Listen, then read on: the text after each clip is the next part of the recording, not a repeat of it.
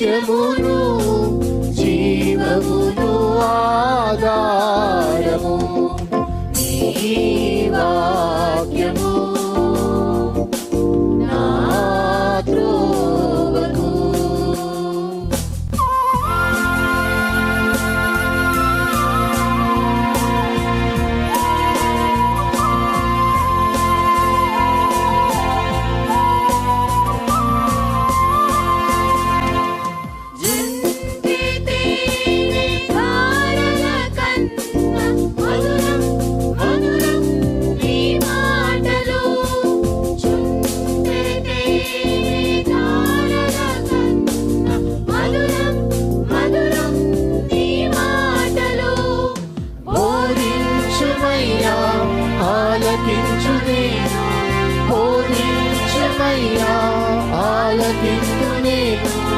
అనుసరింతునయ్యా ఆత్మశక్తితో, అనుసరింతునయ్యా